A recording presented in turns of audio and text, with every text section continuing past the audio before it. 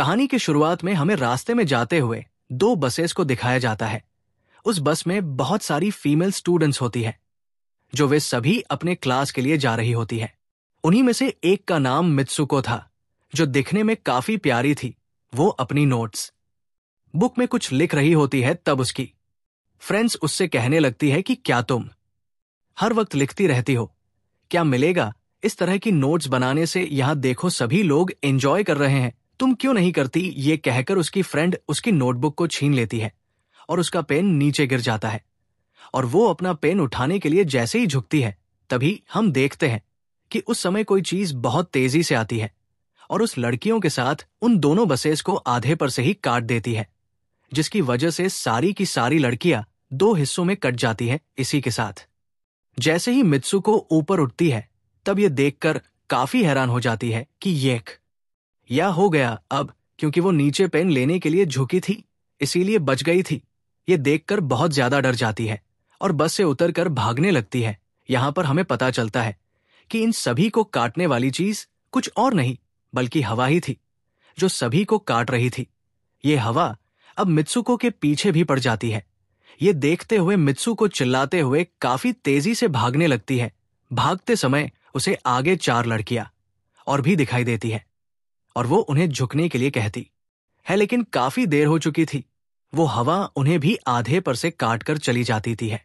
लेकिन उनमें से मित्सुको एक लड़की को बचा लिया था कि तभी इन्हें कुछ साइकिलिंग करते हुए लड़कियां नजर आती हैं, जो कहीं पर जा रही थी। उन्हें भी ये बचाने की कोशिश करती है, लेकिन वो हवा उनके साथ भी वही करता है जो अभी इनके दोस्तों के साथ हुआ।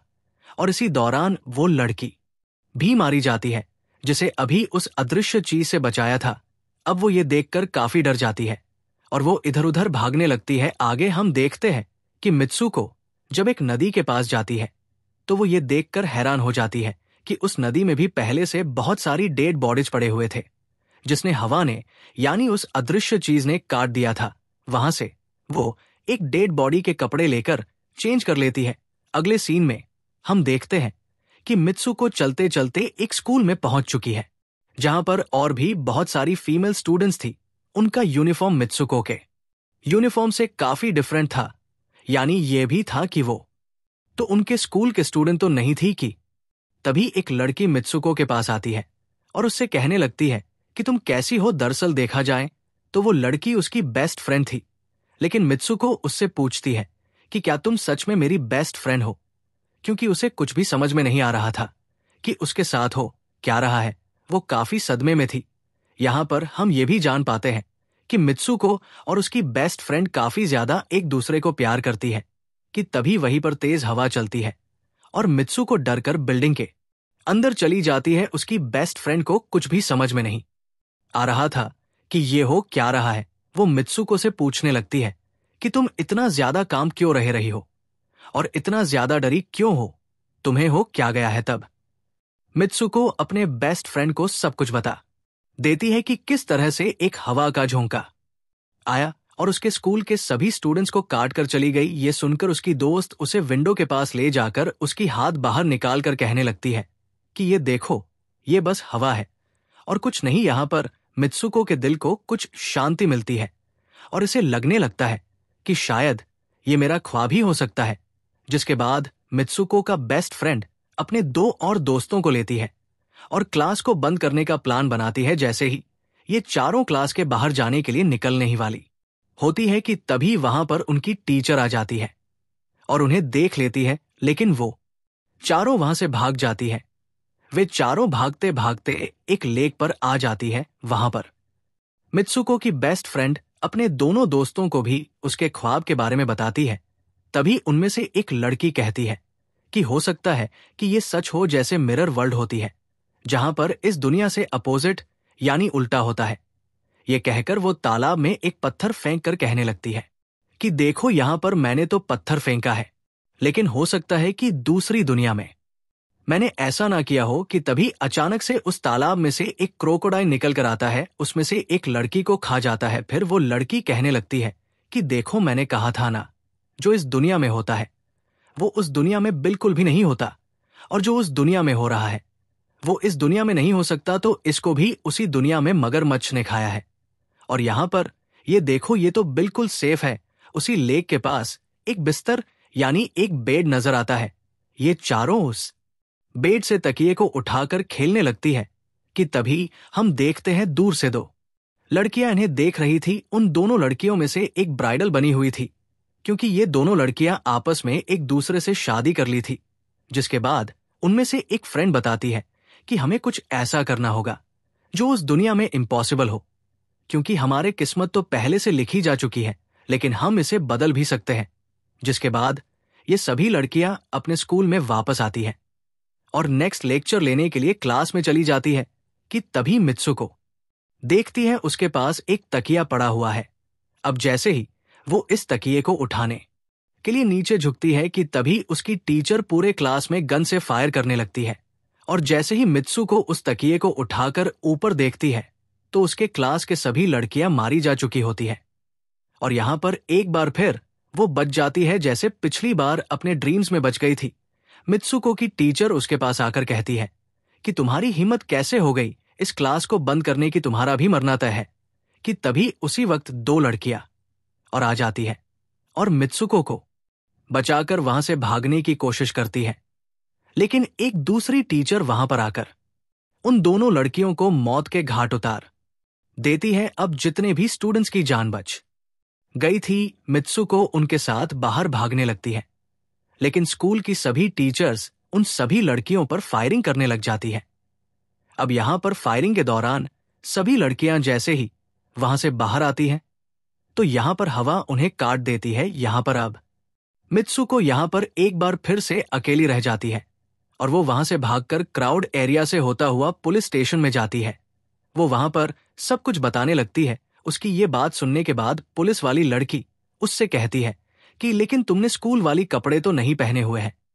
और जब वो उसके सामने एक मिरर को रखती है तब मित्सुको उस मिरर में देखती है कि वो तो एकदम से बदल गई होती है और लोग उसे मित्सुको के नाम से नहीं बल्कि उसे किसी और नाम से बुला रहे थे। यहां पर हमें पता चलता है कि उसकी शादी होने वाली थी। तब वही पुलिस ऑफिसर उसे उसकी शादी के लिए लेकर जाती है। ये देखकर आसपास के लोग उसे कांग्रेचुलेशन दे रहे थे। अब जैसे ही वे सभी उसे लेकर चर्च पहुंचते हैं तो मित्सुको को बेस्ट फ्रेंड भी वहीं पर मौजूद होती है। मित्सुको उससे पूछने लगती है कि ये सब मेरे साथ क्या हो रहा है। तब उसकी दोस्त उससे कहती है कि अभी खामोश रहो, हम अभी किसी के कंट्रोल में हैं, बस जैसा मैं कहूं तो तुम वैसा ही करो। और ये कहते हुए वो उसका वेडिंग ड्रेस पहना है और उसे वहां जाने की के लिए कहती है। अब जैसे ही वो अपनी मैरिज सेरेमनी के लिए आगे बढ़ती है तो वहां की सभी लड़कियां उसका मजाक उड़ाने लगती है। ये देखकर उसकी बेस्ट फ्रेंड एक एक करके सभी को मारना शुरू कर देती है। जिसके बाद जैसे ही मित्सुको आगे बढ़ती है तो उसके ग्रूम की जगह एक ताबूत खड़ा हुआ नजर आता है।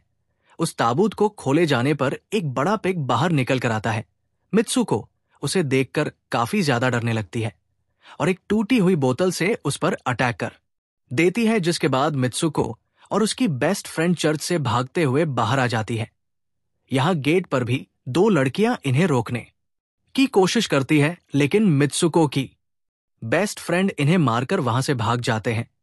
उधर मित्सुको दूसरी तरफ भाग रही थी, क्योंकि अब उसे लगने लगा था कि उसके साथ कुछ ज्यादा ही गलत हो रहा है। आगे जाने पर एक और मिरर में खुद को देखती है तो वो एक बार फिर से खुद को बदला हुआ पाती है। अब जिस जगह पर मित्सुको थी वहीं पर रेस हो रही थी कि तभी उसके पास कुछ लड़कियां आकर उससे कहने लगती हैं कि तुम तो बहुत अच्छी रेसर हो, खड़ी क्यों हो, भाग क्यों नहीं रही। और जब वो भागना स्टार्ट करती है तब वो खुद में काफी एनर्जी फील करने लगती है। जिसके बाद मित्सुको रेस जीतने की पूरी कोशिश करने लगती है। भागते समय उसे अपने डेड फ्रेंड्स भी नजर आती है जो कुछ वक्त पहले उसके स्कूल में मारी जा चुकी थी। कि तभी उसी वक्त उसकी बेस्ट फ्रेंड भी आ जाती है। तभी ये दोनों नोटिस करती है कि वही पिग और वो औरतें जिन्होंने इनको चर्च में रोक रही थी वो सभी इन्हीं के तरफ आ रही थी। भागते समय कुछ लड़कियां मित्सुको से कहने लगती है कि इस दुनिया से बाहर चली जाओ। इसके बाद हम आगे देखते हैं कि मित्सुको भागते भागते एक सुनसान अंधेरी जगह पर आ जाती है। वहीं पर कुछ स्टूडेंट्स नजर आती है जिन्होंने यूनिफॉर्म पहना हुआ था। वो सभी लड़कियां मित्सुको से कहने लगती है कि हम सभी मरे हुए हैं और तुम्हें भी मार देंगे। लेकिन तभी मित्सुको की बेस्ट फ्रेंड वहां पर आकर उस लड़की को मारकर वहां से मित्सुको को भगा ले जाती है। मित्सुको की बेस्ट फ्रेंड उसे अपना नाम जोर जोर से पुका पुने के लिए कहती है, जिस पर मित्सुको अपना नाम जोर जोर से लेने लगती है।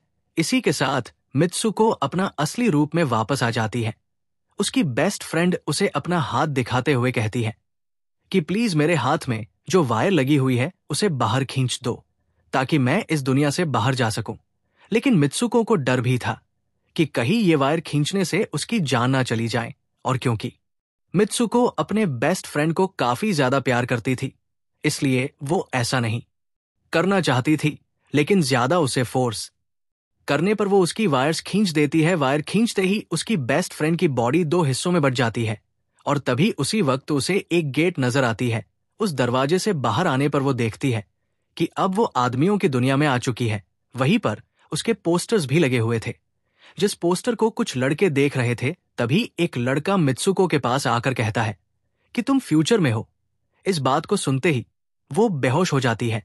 कुछ टाइम के बाद जब उसे होश आता है तब वो आगे बढ़ती है। तब वो देखती है कि एक बूढ़ा आदमी गेम खेल रहा होता है, और उसी गेम में मित्सुको वही कैरेक्टर नजर आती है जो अभी बनी हुई है। मित्सुको को देखते ही बूढ़ा आदमी कहने लगता है कि मैंने ही इस गेम को बनाया है और मैं ही हूं जो तुम लोगों को कंट्रोल कर रहा हूं। तुम तो बहुत पहले मारी जा चुकी थी, लेकिन मैंने तुम्हारा डीएनए लेकर तुम्हें फिर से बनाया। मित्सुको को जब ये बात सुनकर उसे पता चल जाता है कि ये एक गेम है, तो उसे लगता है कि शायद मैं अभी भी अपने दुनिया में जा सकती हूं। कि तभी उसी समय एक आदमी आता है और मित्सुको को अपने पास बुलाने लगता है। तब बत वो बूढ़ा आदमी मित्सुको से उसकी आखिरी लेवल को कंप्लीट करने के लिए कहता है। वो आगे बढ़ने लगती है कि तभी मित्सुको को अपने दोस्त की कही हुई बात याद आ जाती है कि अगर हम इस दुनिया में कुछ ऐसा करेंगे जो दूसरी दुनिया में इम्पॉसिबल हो, तो तुम इस गेम से बाहर आ जाओगी। और इसी के साथ वो इस आदमी का गला दबा देती है और कहने लगती है, बस करो, हमारे साथ खेलना। ये कहकर मित्सुको उस बूढ़े आदमी की छड़ी को उठाकर अपने पेट में घुसा देती है, जिस वजह से उसकी मौत हो जाती है। और यहां पर हम देखते हैं कि बूढ़ा आदमी ये सोच भी नहीं सकता था कि मित्सुको ऐसा कुछ कर सकती थी, और इसी के साथ उसकी डेस्टिनी पूरी तरह से चेंज हो जाती है। वो इस दुनिया में यानी गेम में तो मर चुकी थी, लेकिन असली दुनिया में वो अभी भी जिंदा थी। आगे हमें यह भी दिखाया जाता है कि मित्सुको के बाकी के कैरेक्टर्स भी किसी ना किसी वजह से अपने आप को मार लेते हैं, और अब वे सभी गेम का पार्ट नहीं थे। अगले सीन में मित्सुको को बर्फीले जगह पर लेटा हुआ दिखाया जाता है, और अब वो अपने रियल वर्ल्ड में आ चुकी थी। और इसी के साथ ये दिमाग घुमा देने वाली कहानी यहीं पर खत्म हो जाती है।